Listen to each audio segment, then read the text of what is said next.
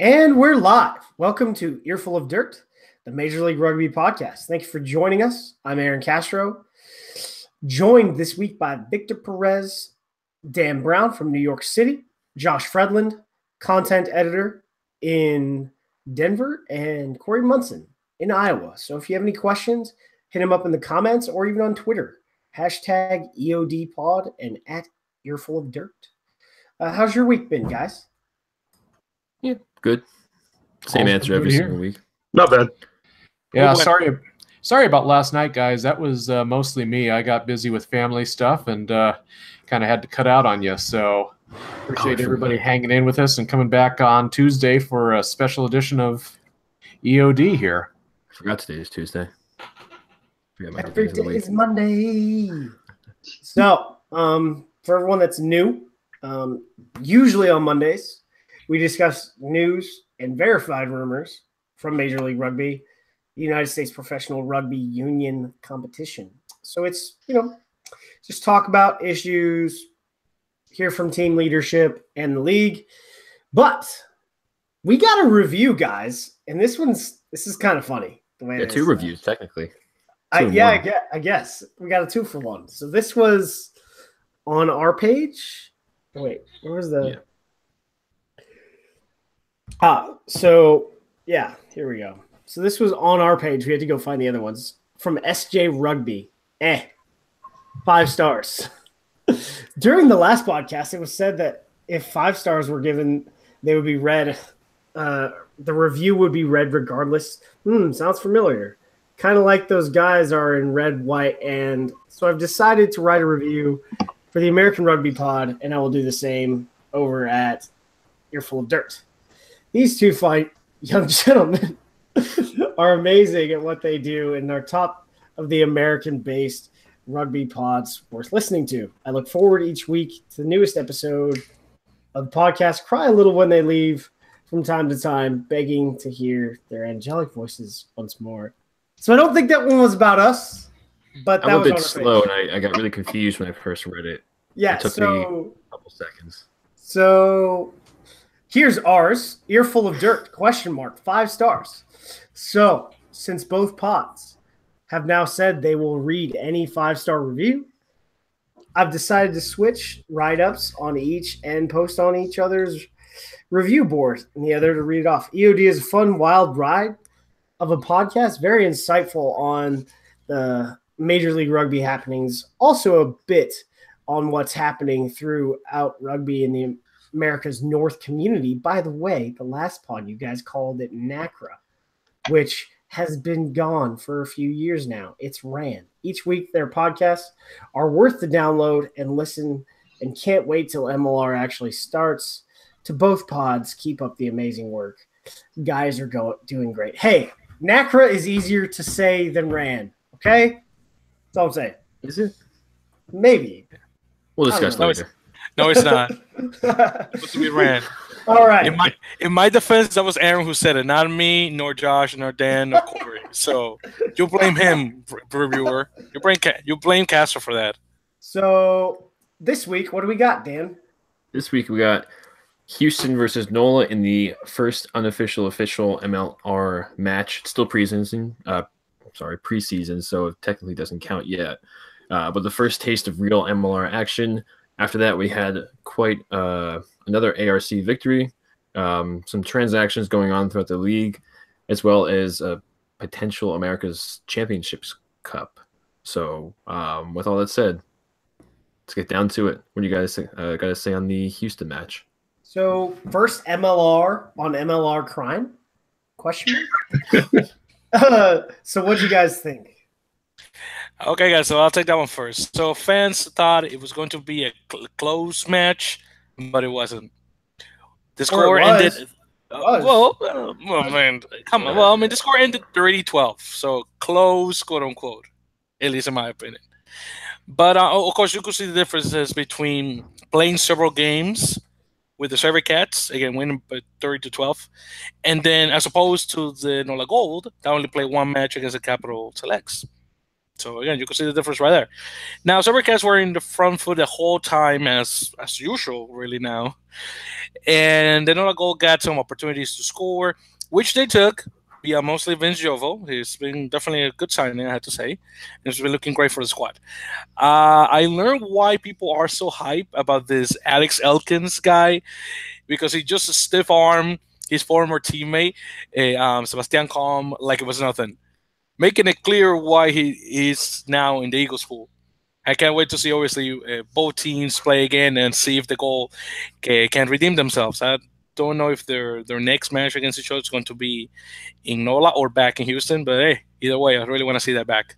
It's going to be in NOLA, I think, which I hope will be on Facebook Live. It will be on gift time. Is that confirmed? Yeah. Oh, there you go. There we on go. The schedule. It's on gift time.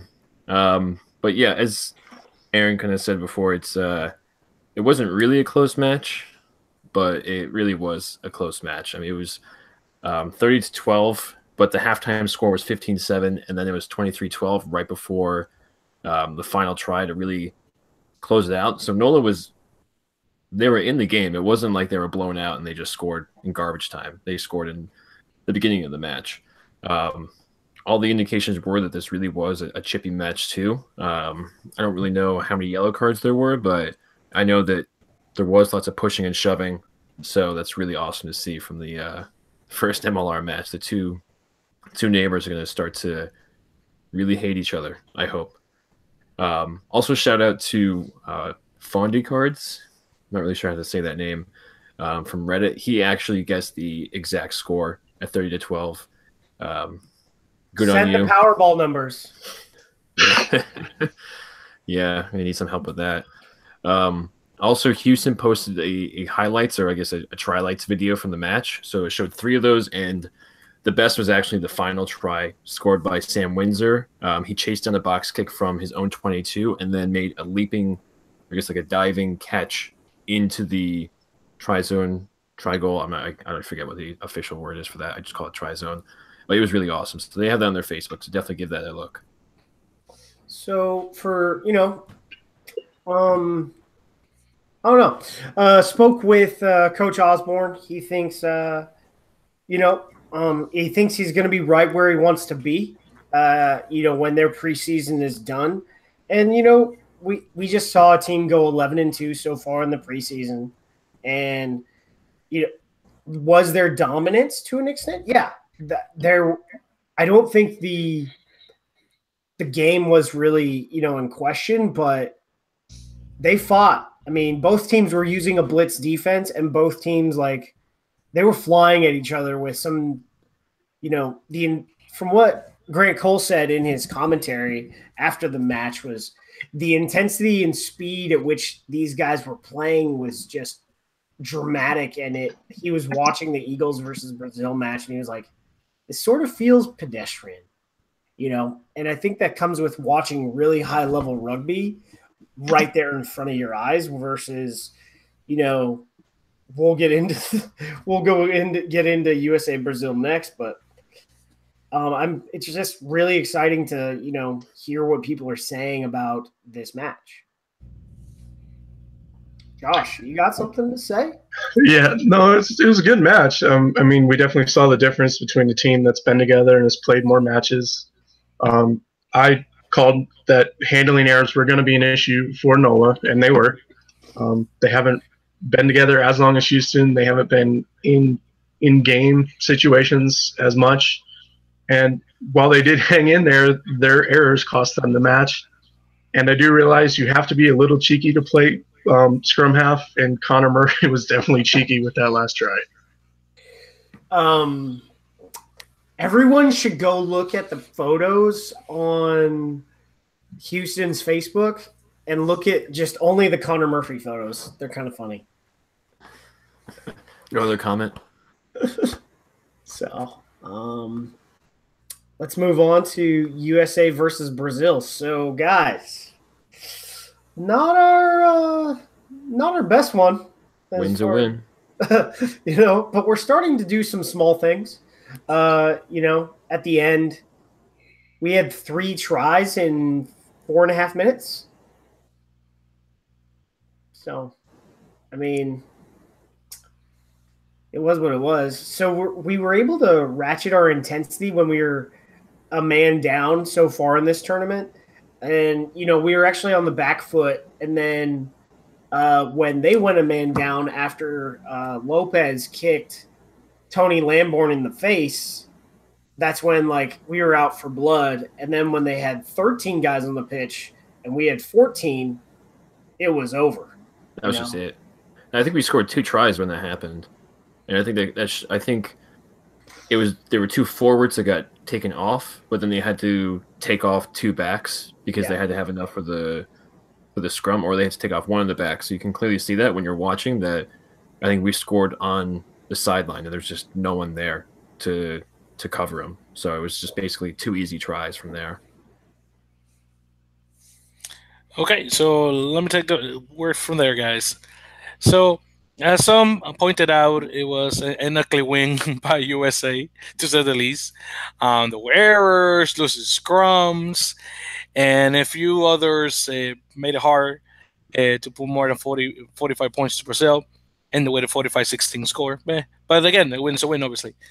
Now, those 3 points by Brazil, because of players receiving yellow cards, were taken by the Eagles, of course. And it was good redemptions from what happened in 2016, losing to the South Americans by a penalty kick. And speaking of that kick, Moises Duque, who took it, had a great match and a great try, I had to say, for Brazil. Now that the Eagles know that the scrum is a point of improvement, the next match against Uruguay should be a win. And I believe another American championship title. Point of improvement? Not if Chris Bowman's starting. Sorry, he was taking penalties, man. Angus McClellan, your time to start. I am beating that drum because sadly, I confirmed with the team and on Instagram that Paddy Ryan had foot surgery. He is going to be out for 10 weeks. So that's rough. Well, this is going to be available for MLR, which is good for the Austin Elite. So 10 weeks. It'd be almost over by then. 2.5 months. No, actually, it's just starting. Ignore what I said. Rehab. Not a problem. I think actually the reason why Bowman's really fallen off is he had to shave the mullet when he went over to the Leicester. So you think that he's like Samson, like lost his power when he cut his hair? Well, that's you got a mullet like that. You can't. That's your power. That's from man. Mm-hmm. That's you know, and the scrummaging was just at least on that side was rough. I think we lost. I remember at one point we lost 2, and I'm trying to actually. I wrote it down, but they made sure to mention that. Oh no, we had 2 penalties, like really early on from the scrums that really should not have happened. I think Brazil's pack is actually pretty good for the most part. But we still shouldn't be giving up penalties in the scrum against an almost entirely amateur team. We're no longer an amateur team. We're mostly professional now, technically. I know, was it Dino Waldron?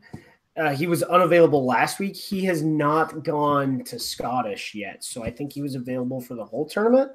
Mm-hmm. And I think he was unavailable because of an injury. I think he'll be good this week, so I think that'll change up some things. Basically, we'll have our first choice tight head right now back in, which will be a good thing. But there's, since like all the pros are gone and then all the sevens guys have been recalled, we've got some glaring holes.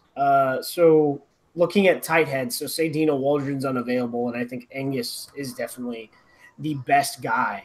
There are some domestic props that can play now. Like, we talked about it, Paul Mullen for Houston, right? Mm-hmm. He's USA qualified right now. He can go. And we're talking about a Munster classically trained prop.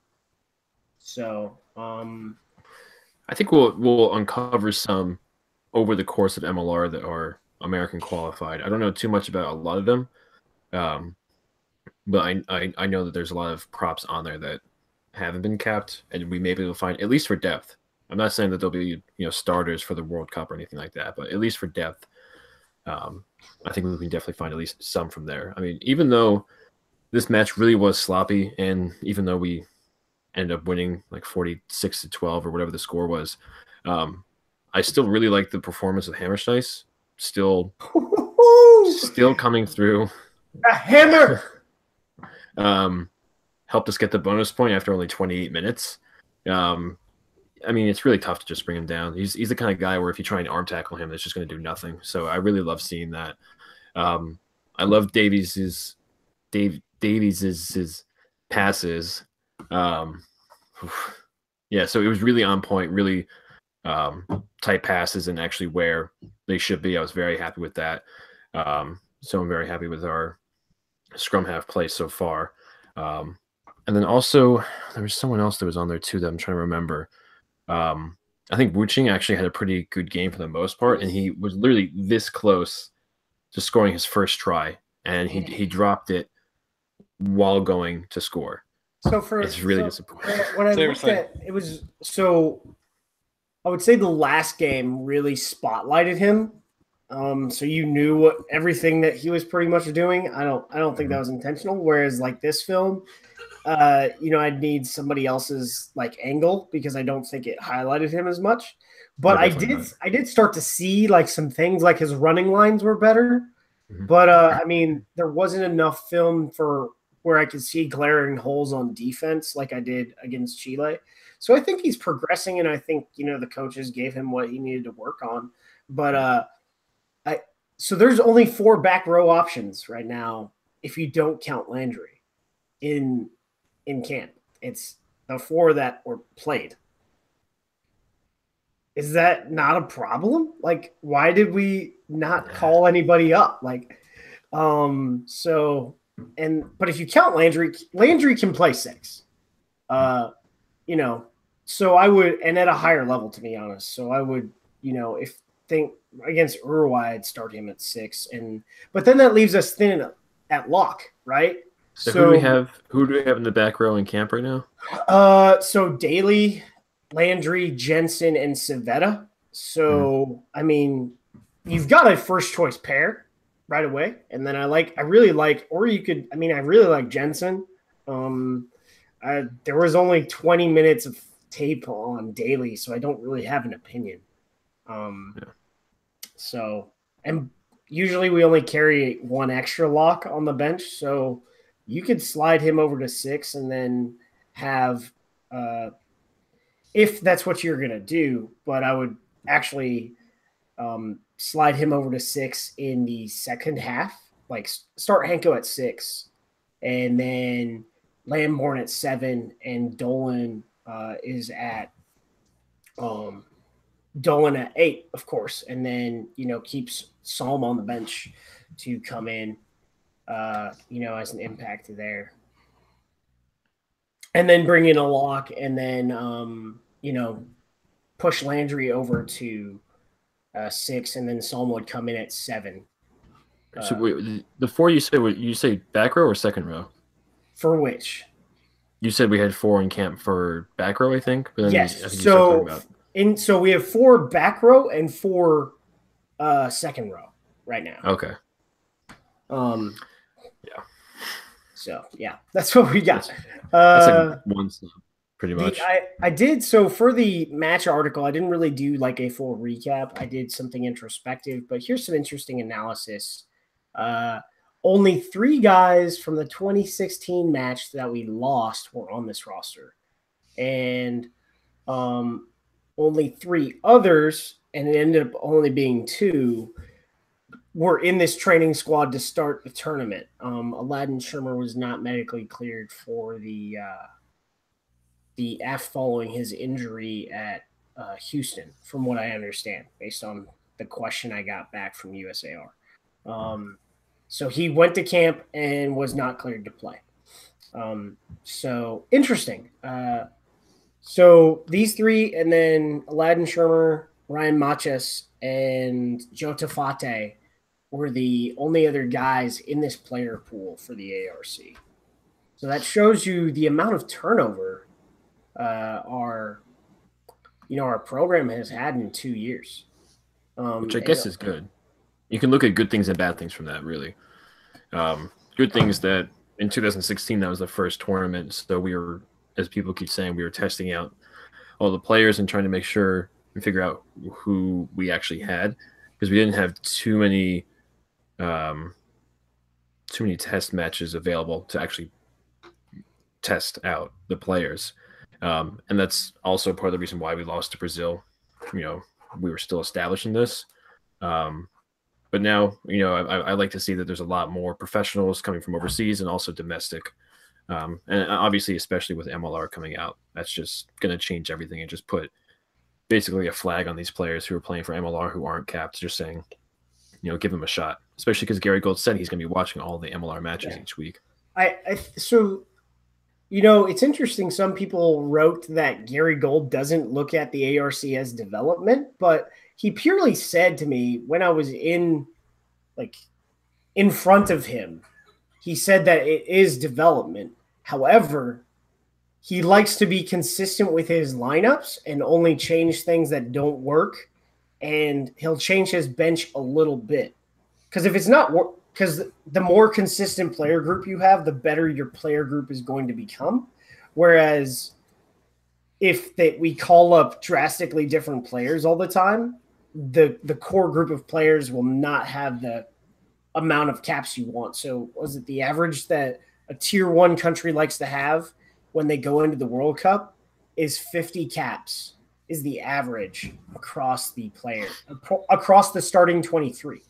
And so we're not going to be there at all. But if we could have an average of 15 or 20, because right now we're not there. If we could have an average of 15 or 20 and, at least 8 or 9 tests where the core player group is together, rolling into the World Cup, I think we'll be pretty solid for that pool. We obviously won't win it because England will, do what England does, but we will make a good show. We'll make a great showing. I think we're going to do more than win, just one based on who is in there. Yeah, I mean, ARC is definitely a developmental tournament, but it's not like the APC, and it's just purely developmental. It's getting reps in for guys who you aren't familiar with, or getting them some extra depth, but you're not trying to just, put in, 21-year-olds as all your starters who've never been capped before. You want people to be capped. This is a great chance for people to really, I guess, come together. And while the Eagles don't normally blow out teams, this is a chance to actually blow out a team and make sure that we stick to our fundamentals and stick to play. And as you saw in Brazil, that didn't really happen for the most part. And that's something that's really important to do. Well, I would say, so we look at 2 games, not really looking at this, but we saw what we could do the last game Mitchell coached, right, against Canada. Not really what we could do but, and we scored 3 tries in 5 minutes. So we saw how much firepower, we had on this. So let's get predictions for Uruguay. What do you got? Okay, guys, so let me take that one first. So Uruguay has been looking solid, really, in quite a number of games. Unfortunately, the game they had against Argentina 15 wasn't meant to be. So if we beat Argentina 15, I assume we can beat Uruguay quite easily, I think. But you never know with these Uruguayans. They go up and down, of course. I mean, they got great. There's a time when they go, you don't respect how good they get, and there's others when they just go, what happened? But I do hope that we definitely come fighting and get that game down. But I think the Eagles are definitely going to win. In terms of scrumming, because I mentioned it in my comment, man, because that Uruguayan scrum is there. And the American scrum is waning here and there, especially after what you mentioned regarding Chris Bowman at tight head, Aaron. But I have hope that the guys can definitely come with a W and again and bag another ARC win, another title. Yeah, it's tough to, I guess, definitively say because we're missing a lot of our overseas professionals, and our entire front row were overseas professionals who are all not with the squad. I think the scrum will be a bit of an issue against Uruguay. But like Victor says, I still think that we're going to win because they're also missing their overseas pros. So we're both at a bit of a loss there. I think win by 7 or 10. Yeah. It's going to be, I think it's going to be really close. And I'm not going to just, as Victor said, I'm not going to just assume this is a victory because they could just basically, pull one over on us. And I don't know. Right. So I'm scared. I'm actually pretty scared it's going to happen. So Montevideo is a very tough place to play. We have not shown well there often, and so I'm saying Eagles -7. I did have it at -10 before we played Brazil, and then we sort of like went out and played like crap. So I think Eagles by 7 is fair, maybe even by 5, to be honest. Because the difference between them and our guys is, all of their domestic players, they play in the same club system around Montevideo, and when they're not practicing with their club, they practice together. So, they're always training. They, hang out all the time. So their chemistry is, unmatched for a, even just a mainline tier 2 side. So I think it's going to be difficult. Scrummage wise, I think we'll improve if Dina Waldron's available or if Angus starts, to be honest.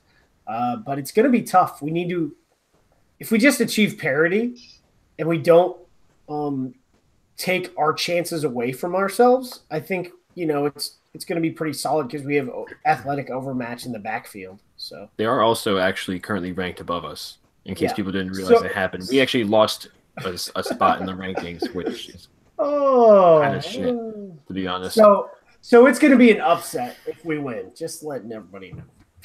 It's the miracle on the pitch. I don't know, miracle on ice kind of thing. Yeah, we kind of talked about this 2 weeks ago or something. That the reason why Uruguay is now above us is because they were tied with us because of whatever reasons, and then they went ahead because they beat Chile. However, they beat Chile away as opposed to home, as if that really makes that big of a difference playing Chile.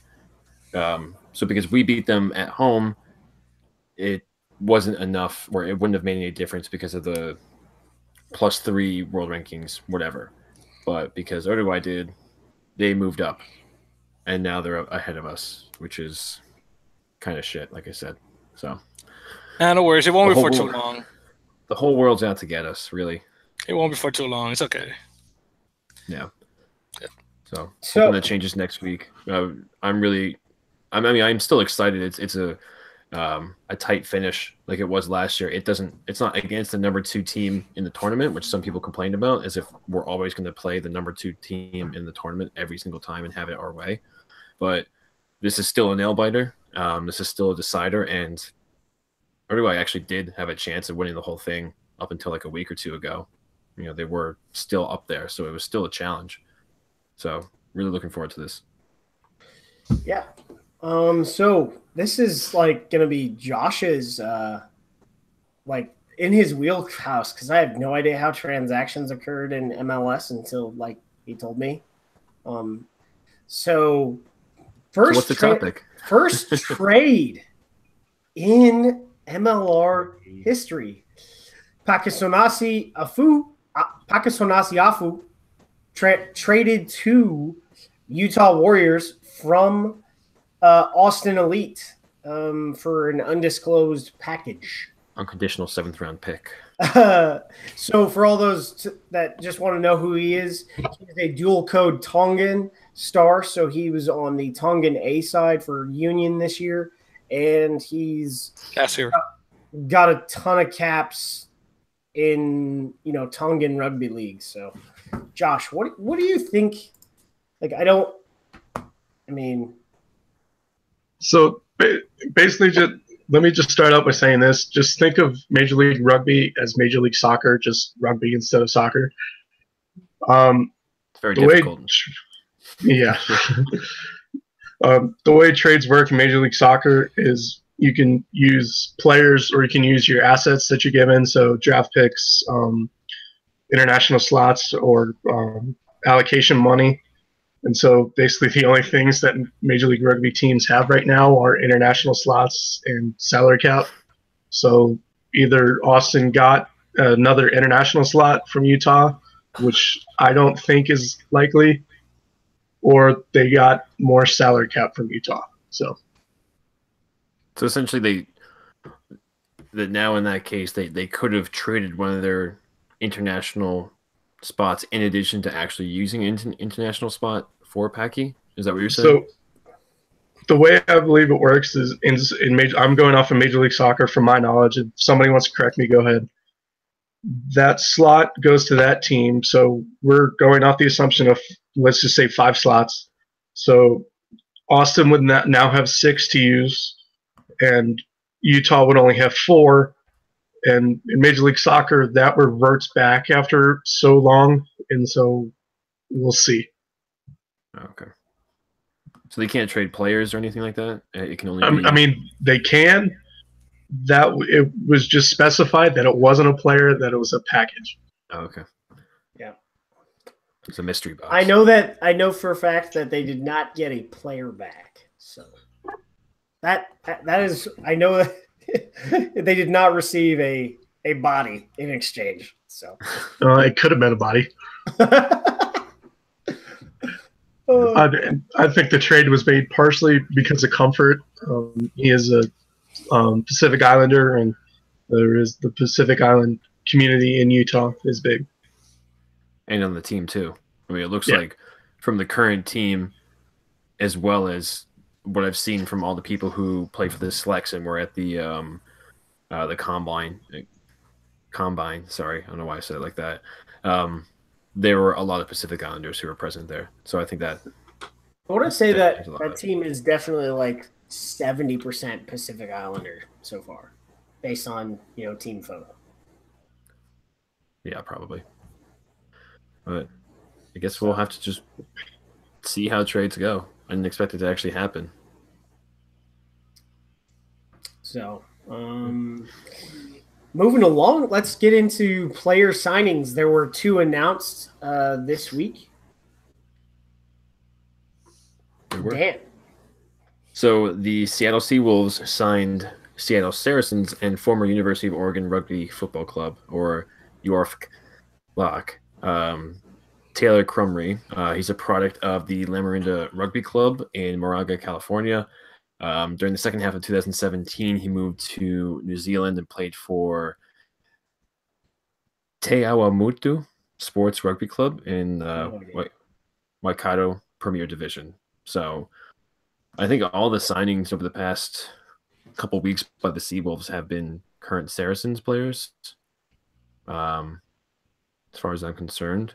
So, yeah, definitely good to see them just rounding out the roster. They definitely had a really good one so far. I know the Seawolves added someone else that Victor wanted to talk about really badly. That's exactly right. And they got another player, a loose head hooker combination type player, a guy named Kellen Gordon, a member of 3 Club 7 national championship teams, which is Surrey Selects, and 3 15 D1 club championships with the Seattle Saracens. He's a Central Washington alumnus, and on top of that, a 7 All-American. Apparently exceptional human being, and in a pinch, he'll play back row. So he's definitely welcome to the Seattle squad. So congratulations to him. So it looks like we've got a tweet of the week coming up this week, and this is actually a pretty nice one. So this is a very historic landmark in Seattle, which, as I didn't realize until I actually visited Seattle, is not the tallest building by a long shot in Seattle. But the Space Needle actually tweeted about the Seawolves, and this is after their press conference that they had the other day. What they just wrote: "Welcome to Seattle, Seattle Seawolves RFC. We've got high hopes for your inaugural season," and then rugby ball emoji. High hopes is obviously, at least from what I see, a pun. If it's not, I'll be really disappointed. But that's just cool because Space Needle's obviously got like 50,000 followers. People actually know what the Space Needle is. So just good to see some local community coming together and supporting rugby. So I think that's all we got for our main stuff. But I think we have a bit of banter coming up with some trending topics and a really, really interesting news just came out recently about our neighbors to the south. So trending topics, Josh, what do you got, man? Victor's going to expand on one of these. I know that. All right, we got 2 of them this week. First up, we got the South American Professional Rugby League. This is rugby union, so don't hate us. And then we also got fantasy rugby that we're going to try. Victor. Pun intended on the try. Awesome. Okay, so I guess we'll go with an important one, and then we go to fantasy rugby last. So I wanted to go to that one first, and then the league later. But okay. So according to reports coming out of Uruguay specifically, there are plans in 2019 for having a South American rugby union league with franchises in Uruguay, of course, Brazil, Chile, and Argentina.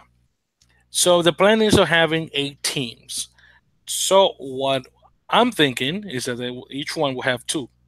Argentina can definitely hold 2 franchises, besides having the Jaguares in Super Rugby. Uruguay, I guess they probably could. They have quite a number of clubs, same with Brazil and Chile as well.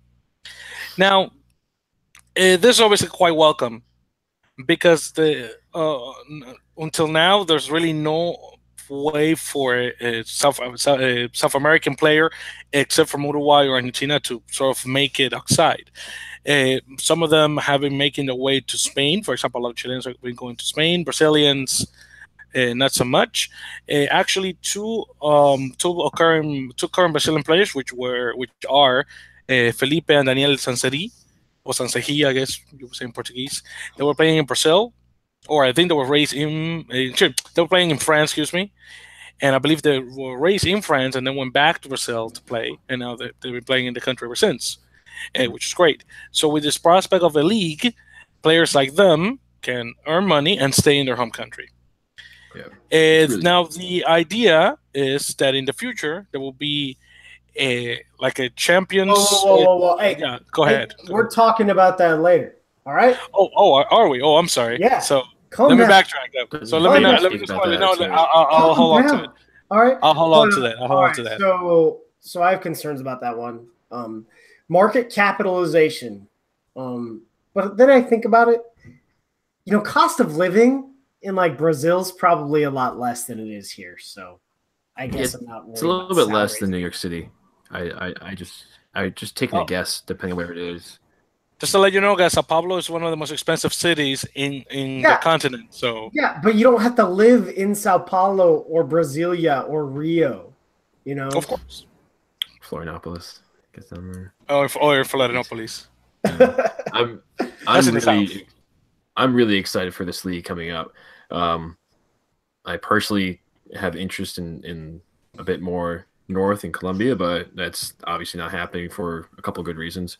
But from this article that came out, there was also an America's Rugby News article that came out, and they said that there's a very good chance that a lot of the players will actually be Argentinian, and it won't be like only 5 foreign players coming in, because really the US has a bit of a difficulty in getting just domestic based players for 8 teams or so, but South America would definitely have a lot of issues with getting depth when it comes to a lot of these players.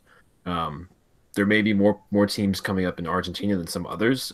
Some people have thought that Chile, for instance, would only have 1 for a couple of reasons. Or Uruguay even only having 1, even though it's so well known in the rugby scene in South America. It's just such a small country that it may not be able to sustain that. Brazil is huge, and I'm pretty sure that World Rugby would really try and support as much as they can to just building rugby in South America, especially Brazil, just to build up that market down there. The interesting thing is, when the Jaguares came, Jaguares. Jaguares, Jaguares, whatever. Jaguares. The Argentine club system, they're very proud in their amateur status. So I wonder, will the Argentinian clubs fight this thing? I think they'll be opposed to it, but I don't know to what extent, really. I'm also curious to know if they play in completely different seasons from the professional league and from the club rugby season, that if they would be willing to take back professional players into the clubs, or if they would 100% be against that. I don't really know Argentina's that well, but I've seen some people posting actually on the tier 2 rugby website that it's a really fascinating culture down there, and they're really, really tight knit and strict kind of community. So I feel like they'd be a bit against it. So the next one is all your topic, man. Fantasy rugby. Topic. So we're gonna try and figure out how to do this. Yeah. So we wanted to do fantasy rugby, and we've been talking about it for a while. And it really actually came partially from Liam Manigan, who's from Penguin Tundra. He's another actual writer on Major League Rugby and USA Rugby too. He came up with his own scorecard, and we kind of talked to him for a bit, and we tried to figure out something that actually works, because really we don't have that many stats to really go off of. We just did it with the NOLA game versus Houston. For the record, I beat him, so take whatever you want from that. But basically, for the time being, we're just doing tries, conversions, penalty kicks, cards, and win-losses tracked for 5 players in a team. So just keeping it simple for now. We're going to do a couple more when we have these preseason exhibition matches, and if there's a couple going on the same week, that really just opens up the opportunity for more players. It's really pick any 5 players. It doesn't have to be 5 from the same team, 5 from different teams. They're all open. We're just trying to work this out. We're going to try and make it like more centralized, because we were talking about that. I'm sorry? Are we going to try and like make it more, I guess, systematic a bit? We're talking about that working through Google. Yeah, I mean, that would be very nice actually, to even just get like everything on through Google Sheets or something like that. So it's not just a bunch of people, running down for themselves. I mean, once the actual season comes out and we have more to really go off of, and we can make it a bit more official, we'd like to be able to do everything through, a central location. Just so everyone can actually be in the same league together. It's automatic, so that they don't have to actually know every single player and do the math themselves and mess it up, almost like they're playing bowling with like those little scorecards. It just does it all for you. You don't have to worry about it, and you can brag afterwards too. So that's something we want to do. So definitely stay tuned. It was fun the first time, even though we didn't get to watch the matches. But like I said, I won. I beat Liam. So that's all I got to say on that. So moving on to views, news, and abuse. I guess we're going to call it. We're going to work on some abuse later on in the show. So Rugby United New York was in the news in 4 different sources this weekend. The 42.ie by Murray Kinsella, and then there was an article in the Sunday Times, which is subscription-based service. Then the Telegraph and the Irish Independent. We got a press release that we pushed out on Monday. Chasing Great, Sir Richie's documentary opens for North American theatrical release was on Wednesday, was the premiere, and then I guess wide release is Friday. The only 2 places I've seen it, though, are in Dan and Victor's neck of the woods. So if you're in New York, check it out on chasinggreatmovie.com, I think. I think there's chasinggreatfilm.com. chasinggreatfilm.com. I think there might be a screening in New York tomorrow, which is Wednesday. If you're listening to this tomorrow and it's Wednesday and you don't know what day it is. I don't know much about that, but there's a website, so we can go there instead. Find out everything there. And as everyone knows, we track possible MLR LLCs. We're bored. And one was launched. It's called Southland Rugby LLC. The guy is he put his name on public record, but he is the Pasadena RFC president, registered it as like professional team. So I think there's at least going to be an attempt for a Los Angeles team in the next couple of years. Yes, Southland is a county union in New Zealand, but the Los Angeles and OC area is called the Southland. So, which is it's a pretty cool name to have as a nickname. Also, fun fact: the Southland Union head coach is Dave Hewitt. Dave Hewitt, which I just happened to see as I was looking this up. I don't think there's anything involved at all between the two. That's just a fun little tidbit. Utah added 2 guys to their coaching staff in Mark Numbers and Robert Randall. They got some really good resumes. They're local guys to Utah.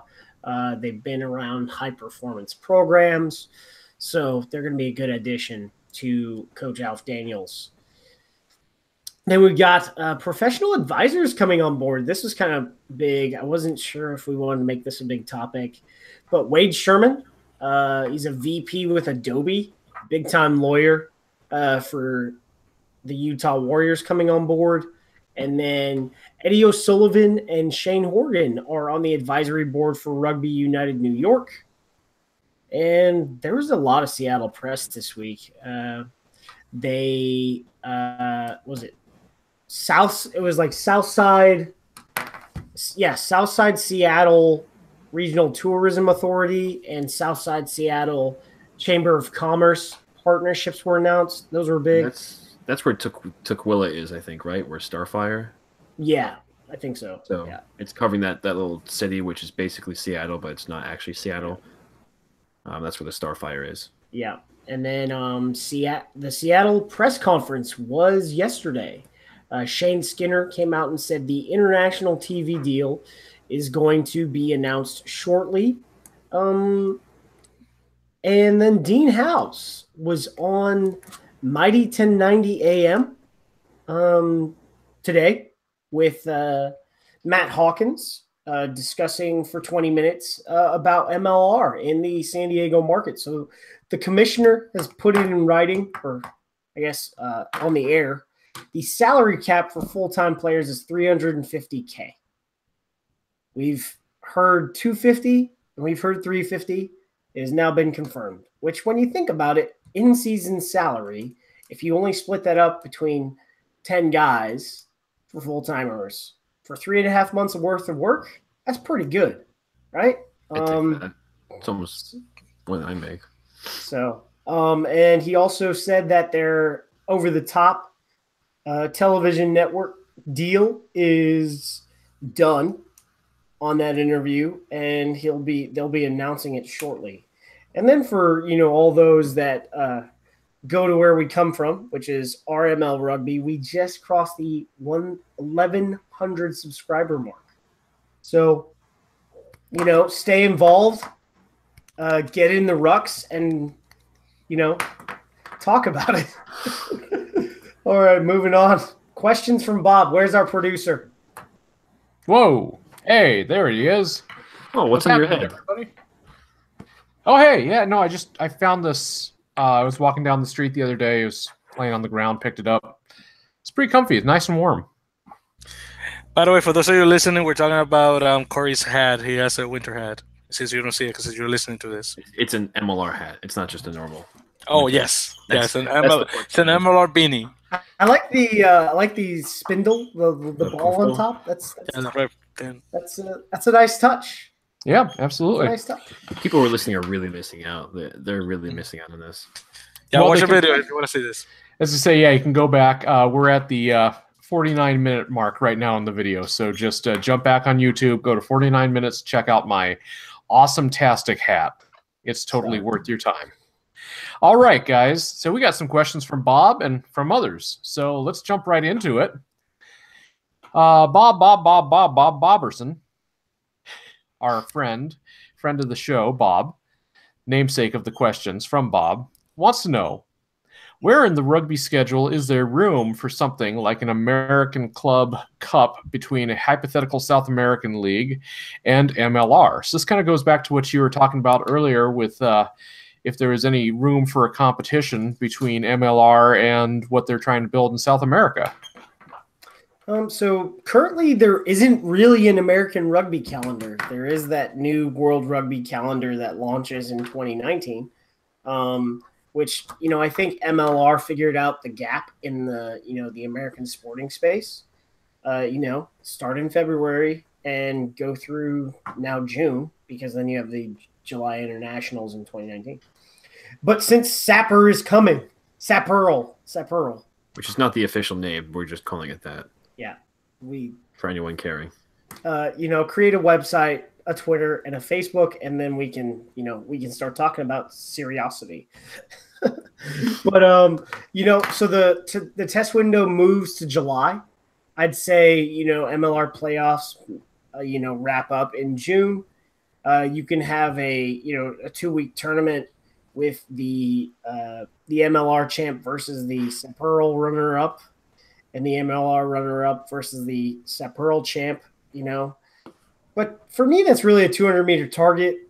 And I think TV money is definitely going to dictate this, because the Champions Cup happened in year 1 of professionalism. So those clubs are also established, so that probably has a lot to do with it. It would take years for it to happen, also based on the fact that there's a good chance that MLR clubs will eventually outpace the South American clubs, except for maybe the Argentinian ones. So that obviously plays a lot into it. You don't want to have a Champions Cup if one league is significantly better than the other one. But if we did actually do like a top 2 versus the other top 2, then I think we would be able to make it work to some degree. I mean, I've said this multiple times. I really want to see this happen. I think it's a really exciting idea. I think that South America really should be a great spot for rugby if people can just look past soccer and not get stuck in the whole politics of that. I mean, there's obviously kids who don't like soccer in South America who want something different, and they'd be really perfect for this. So yeah, that's all I gotta say about that part. But it will definitely, if there was the Champions Cup, would have to be either right after the season in like August to December, which would be awesome to go down to South America in the winter. I really hate how the EPCR is a concurrent competition. Yeah, that makes it feel like soccer to me, to be honest. Like, it's confusing. And then, but I don't know, like the games are going on, and then like or am I getting confused with the Six Nations where they have like also like the other side still playing? So they have A-League games go on during that period of time. So, and I think some Anglo-Welsh fixtures for the teams that aren't involved.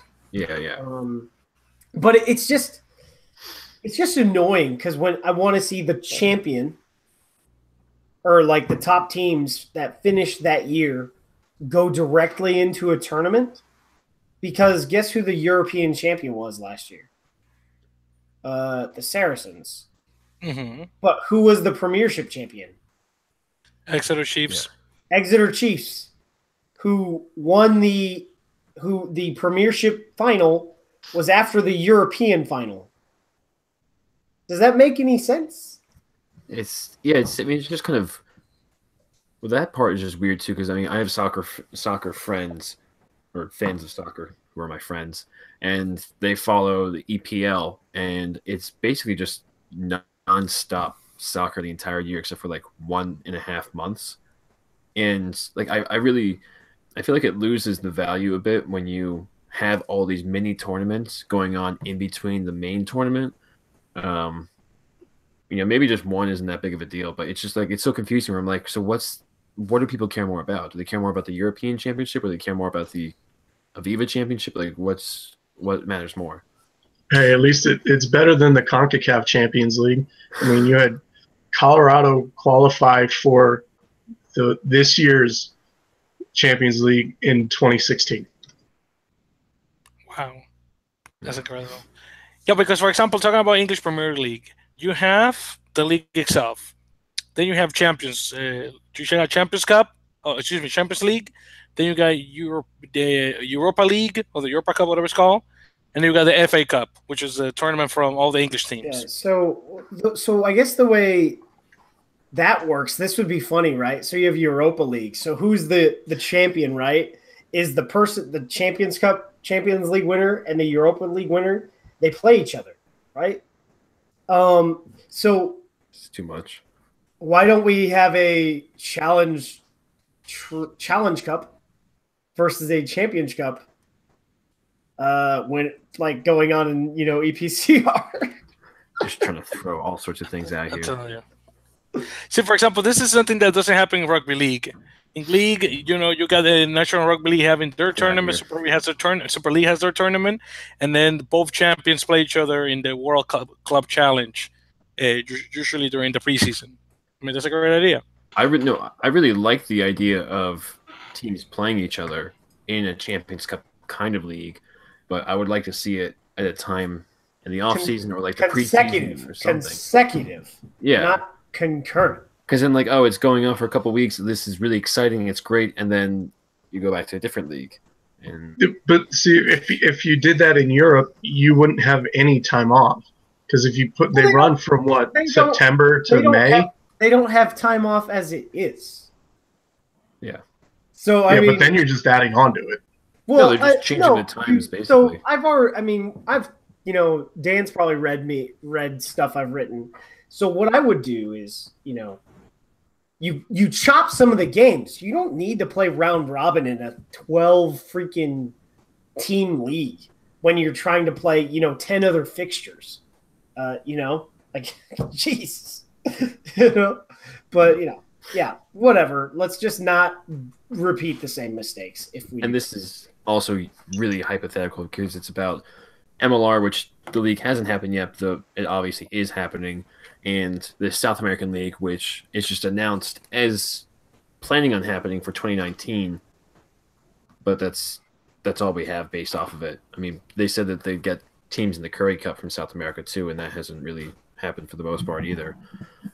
So it's all theoretical at this point, and it's really theoretical because it's between these two theoretical competitions for the most part. So, all right, very good. Thanks, guys. Moving on, we've got a new submitter this week. This is coming in from LI Rugby 1, Le Rugby 1, Lee Rugby 1, LL Rugby. Is it LL? It is LL Rugby 1. 12. Oh, okay. It's not LI. It's not LI. No, LL. L Rugby 1 would like to know, what's better for rugby in the U.S. going forward? Having a Super Rugby franchise, a Pro 14, or a successful MLR? The latter, of course. MLR. I think we know what our opinions are going to be. Go away. The latter. Look at your head. Take your crap for the Pro 14 and go away. Distraction. I just looked up Life Love Rugby. That's what it is, a blog, and he writes a bit about rugby. But yes, MLR, that's what we want. I'm not going to be as harsh about it and tell you to take your crap away like Aaron says, but I think that Americans won't care as much about a foreign league that happens to have a couple, at best, teams playing in it, and they would rather see a domestic league because they're not like, if I'm from New York, I'm going to care about a Boston or DC or Philly rivalry. I'm not going to care about a Dublin or where they play in Italy, like Milan or something like that. Northern Italy somewhere.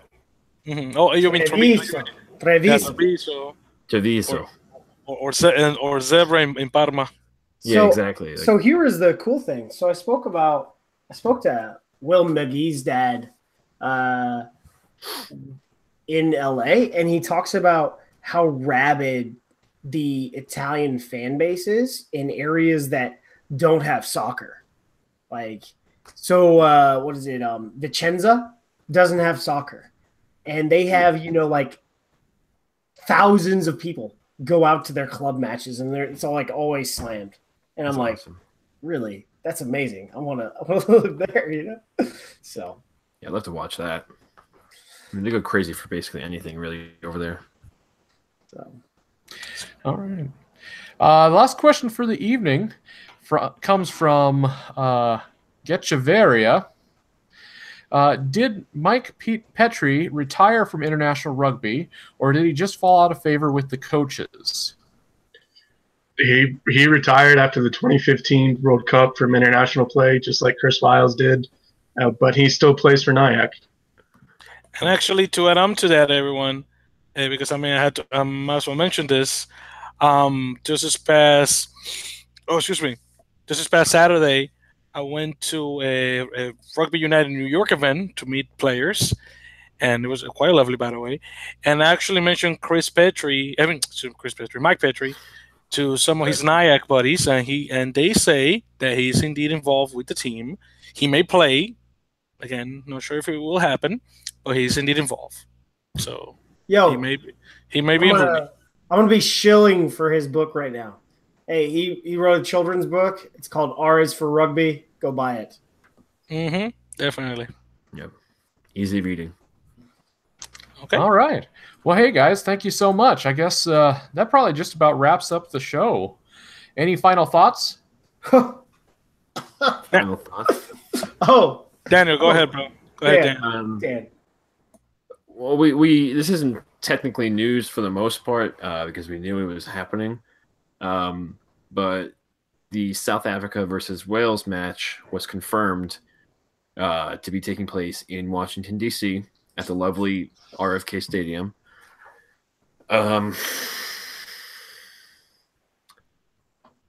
You could just leave it there. Yeah, I was actually thinking of going, so I'm not saying that I would have hated actually being at the match and watching it, but the whole planning process and decision making and entire idea about it just doesn't really make much sense. I mean, it really just seems like time and time again, RIM, I guess, tries to do things to improve rugby in the U.S. and then just ends up kind of shooting itself in the foot and hurting rugby to a degree, because the same day that this is happening is when the CRCs are happening, just an hour and a half away, like in Philadelphia at Talon, where there's 30,000 fans that go to that. And I've seen at least a couple comments so far that are saying, oh, I would have loved to go to this because it's so close to get to DC. But my son is playing in the CRCs. So it brings up a whole ton of different questions saying, like, why did they pick this place? Why did they pick RFK Stadium? Audi Field's being finished a month later. If they just waited until the next time a teams can come over, then they can have a really nice stadium, brand new. Don't forget the club championships are happening that weekend too. Yeah, someone else take over because I'm losing my train of thought here. So it cost us $1 million to get the All Blacks to play us. So at a minimum, we're looking at $750K per team, and maybe even $1 million per team. And then, so when I heard about this, and I was like, well, screw them, because it's not like they're not wanting to couple it with a USA Rugby event. They're just coming here for a cash grab. I was like, and it was more so because the Welsh CEO or somebody said the Eagles weren't a proper side. And, calibrate your language, man. Somebody like Simon Rugg was like, Simon Thomas said, I was like, no, I was there. He did not mean it. And I was like, no, he meant what he said, man. He came over here to take our money and run away. And why did he mean that? Because in a calendar year, Wales will have played 3 out-of-window matches. RSA already last November, RSA again this June, and then Scotland for the Dottie Weir Cup again in November. So they're just out to get the money, the Welsh are. And RIM, David, I don't know you, but you do not impress me with your inability to put up billboards and do media blitzes in the local area, because I'm from LA. There were no billboards anywhere saying, hey, come to StubHub. We've got a test. And there were no billboards in LA again for Fullerton. Like, it's the same market. It was a smaller stadium. There was a bye on the schedule. And you didn't seek to give out tickets to youth programs? So how are you're going to need to sell this thing out to make money? So why aren't you marketing Eagles products, right? We have the club product, we have the club nationals, we have the college nationals, both 15s and 7s that they own, that they have to promote, that they obviously aren't going to promote because they're saving their wad to just pay out Wales and South Africa, right? So, and then we've got our own tests in June. And then we've got a bigger event that we're going to, right, in Rugby World Cup Sevens that needs some love. Like, are you trying to drag yourself into the hole? Like, you read the financials and they're just burning cash on the Rugby Channel. And I don't see it, I don't. And it's just a big middle finger to the American rugby community by not assessing the calendar and saying, maybe we should just call up United World Sports, even though we have a horrible relationship with them, quote unquote. And double header. Let's put this at the CRCs, because awesome. Which would be legit, right? Or wait a week because Wales is going on tour to Argentina. They're playing 2 matches, not 3. So they could wait a week and play somebody else in a rugby weekend where we could have a double header. On Friday, the Eagles play whomever they're going to play because it's unannounced right now because Germany went into the hole. And then on Saturday in Denver, you could have Wales RSA and you could have a massive weekend.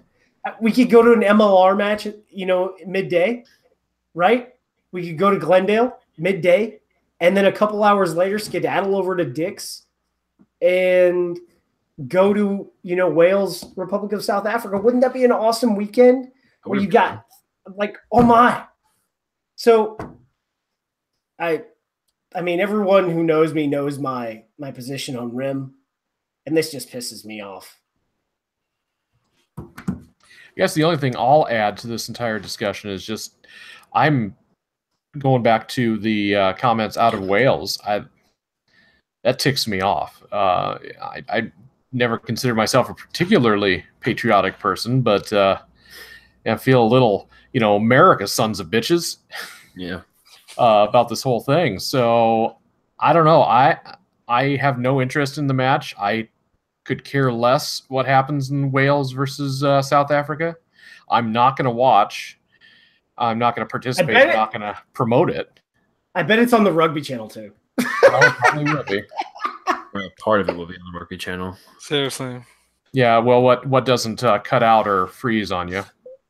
So yeah, I mean, I know there's a lot involved with this, and I know that when Will Chang came on Rugby Wrap Up a month or so ago and tried to answer a bunch of questions, it's like, yes, I understand that I'm not very smart financially, so I don't really understand how a lot of these things work financially. However, there's certain common sense things that I feel like that people should just be able to do, like what Aaron was saying.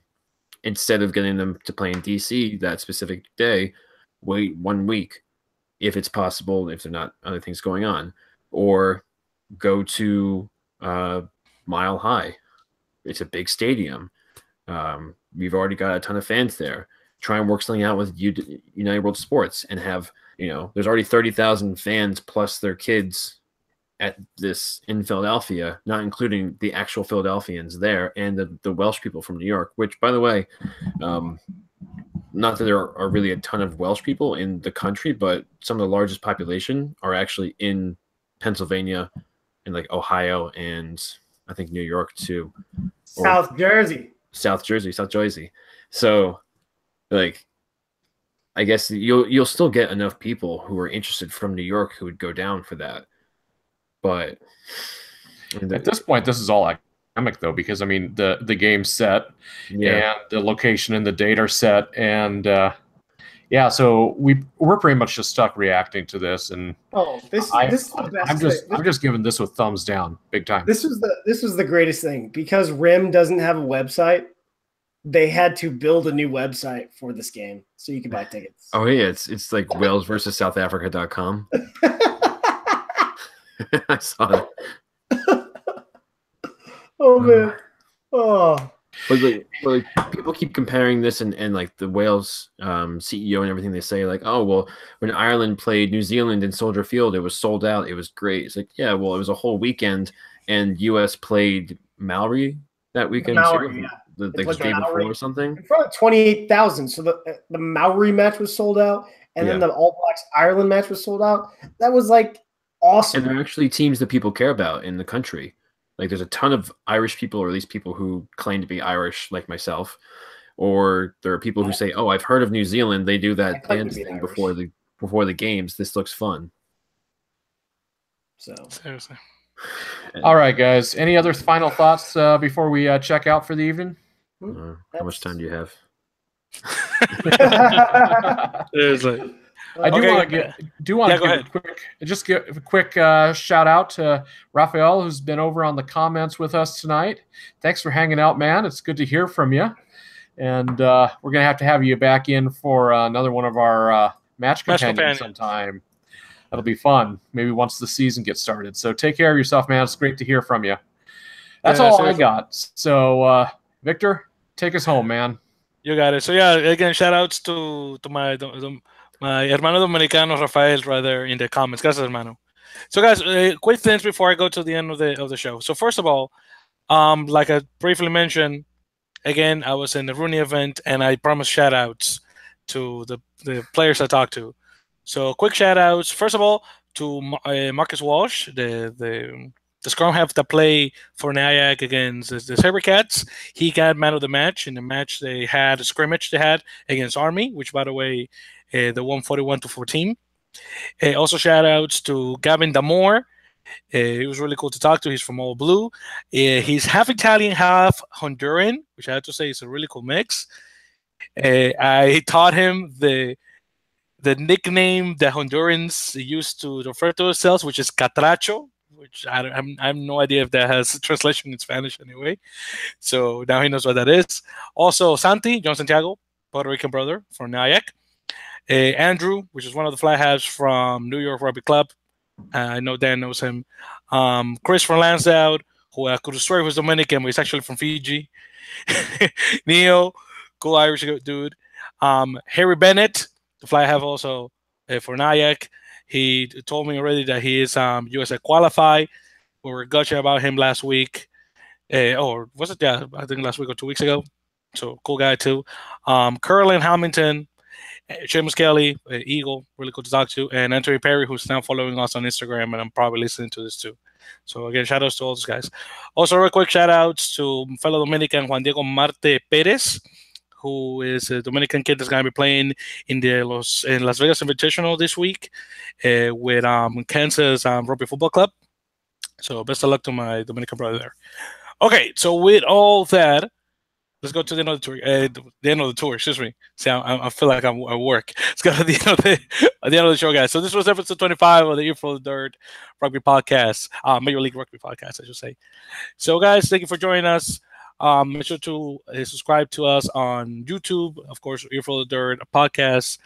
Like us on Facebook, Twitter, and Instagram. At Earful of Dirt and all of those. And of course, our website, earfulofdirt.com, where you can check out several articles about what's going on in the league. Make sure to add us on iTunes, Acast, Google Play, Stitcher, and Player FM. Make sure to leave us a review, like the 2 reviews that we got. Thank you very much for the person that did that. And call us at our phone number, which is 720-600-2679. Again, 1-720-600-2679. And, of course, join us at our live broadcast at 10 p.m. Eastern, 7 p.m. Pacific time. So with that said, guys, my name is Victor. Again, that was Corey. That was Josh. That was Daniel. That was Aaron Castro. And we'll see you all next week. Muchas gracias. Take care.